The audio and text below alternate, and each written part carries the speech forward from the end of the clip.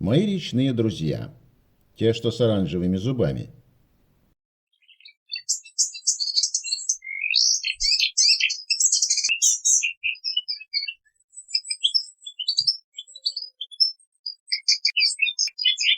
На днях я был на рыбалке. Как-то неудачно. Ливень хлынул, холодно, сыро, клёва нет. И совсем было бы скучно и неуютно, если бы не появился неожиданный гость. Такого я еще не видывал. Смотрю, в прибрежных зарослях то ли рыжая собака плывет, то ли лисица. О рыжих выдрах и бобрах я что-то не слышал. Мутант, что ли? Оказалось, это нутрия. Причем довольно необычной окраски. Рыжий или, именуемый разводчиками этих животных, золотой. Своего рода мутант когда-то случайно в потомстве обнаружился рыжеватый окрас, и разводчики не преминули этим воспользоваться, не только не упустили, но и закрепили эту цветовую вариацию окраски меха. «Эй, рыбак, чем это у тебя так вкусненько пахнет? Давай угощай, а то сейчас погрызу твои лески-катушки». «Ой, что это пищит? А, сигнализатор. Продолжим угрожать».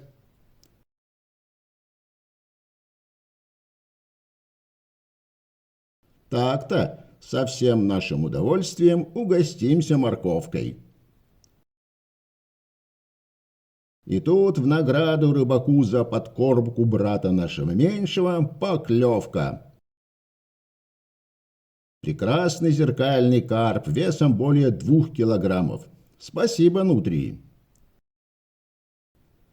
Морковки, видимо, маловато будет.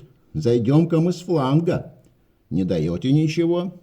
Ладно, тут у меня травка вкусная. Ага.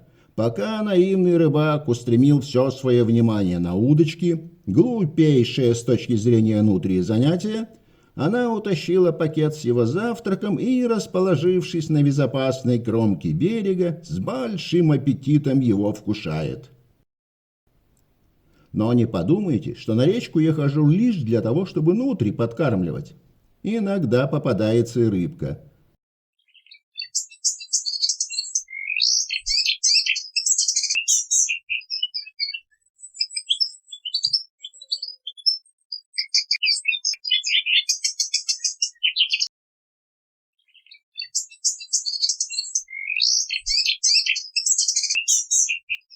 Хотя и тут без нутрии не обошлось.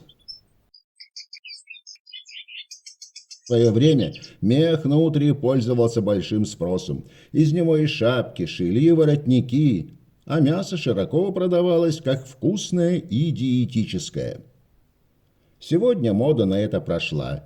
Не знаю, как в иных местах, но у нас уже давно никто не носит ни шапки, ни воротники из меха этого зверька. Да и мясо в продаже не видывал уже лет 25. После того, как отменили дотации на разведение нутрий, фермерские хозяйства этим не занимаются. Лишь отдельные фермеры продолжают продавать мясо нутрий. Цена такая же, как на мясо кролика. Вероятно, спрос поддерживает мода на здоровый образ жизни, ведь мясо нутрий диетическое. Но на его продажу необходимо особое разрешение госорганов.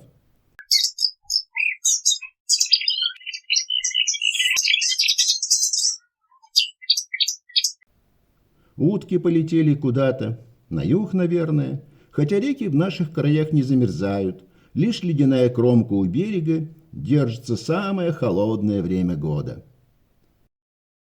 Часть нутрий каким-то образом переселилась на вольные хлеба. Сегодня они стали привычными жителями рек, прудов и озер. Вероятно, за массовым переселением нутрий в природу стояли наводнения, смывшие в свое время некоторые домашние фермы. Латинское название этого животного – Миокастер коипус.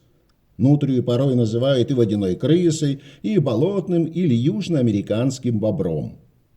Взрослые особи достигают 70 сантиметров и веса 5, а в некоторых случаях и 10 килограммов.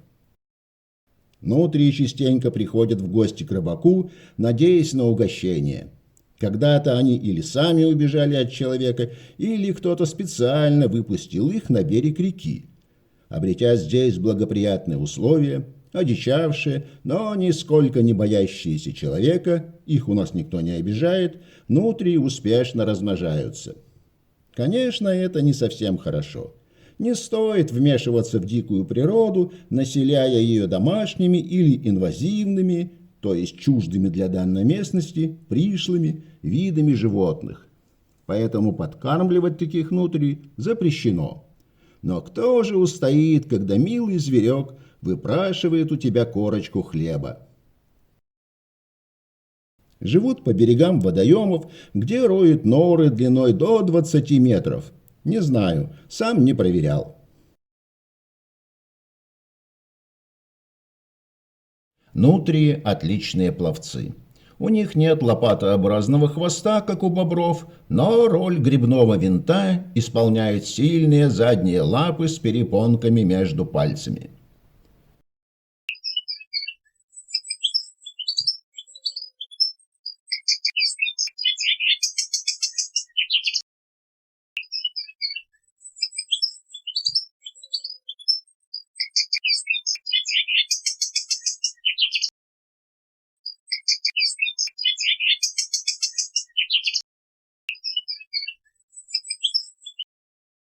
Так, дружба дружбой, а табачок, то есть хлебушек, врозь.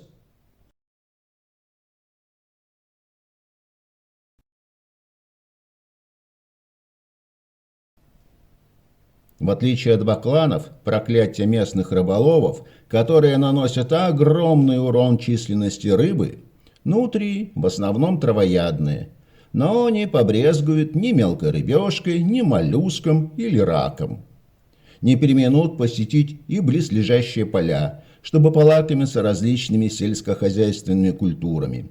И, кажется, начинают не только разнообразить живую природу, развлекая скучающего у удочки рыбака, но и наносить ощутимый вред.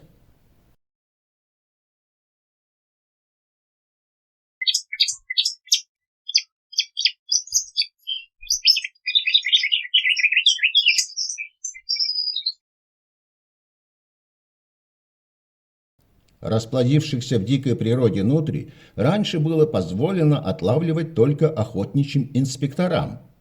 В их статистике этот зверек в виде добычи появился в 2003 году. Тогда было отловлено за год около 300 штук. А вот в 2016 году их было добыто уже более 6000. Но сегодня нутрии размножились уж сверх всякой меры.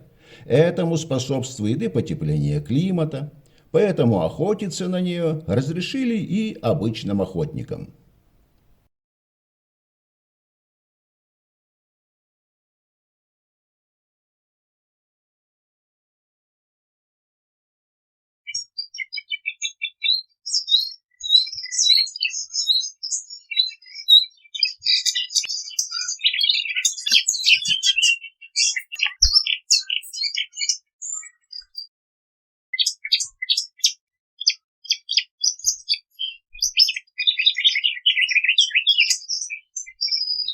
Молоденькая нутрия насторожилась. Даже утка по сравнению с ней большая и опасная зверюга. Кажется, у уток нет агрессивных намерений, они не обращают внимания на нутрию. Можно продолжать свой путь.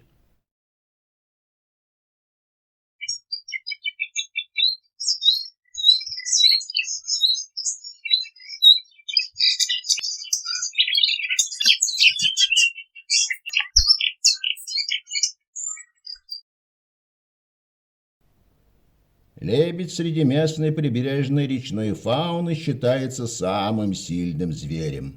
Он запросто гоняет и уток, и нутрий, шипит, хлопает крыльями и угрожает даже собакам. Плывущий по воде лебедь грациозен и красив.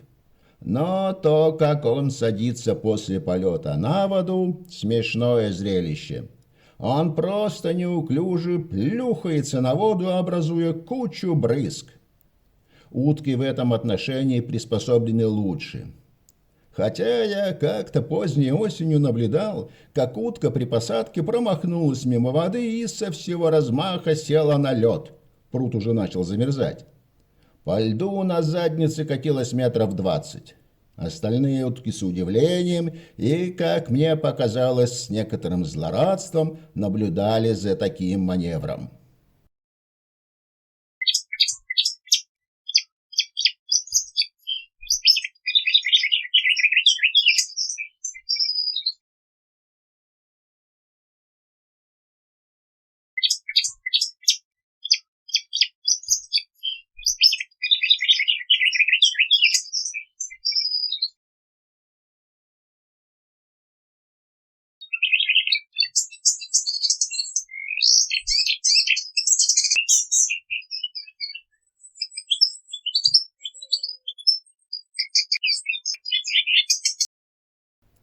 А эта нутрия так освоилась, что без страха ворует сладкие яблочки прямо на берегу городского пруда.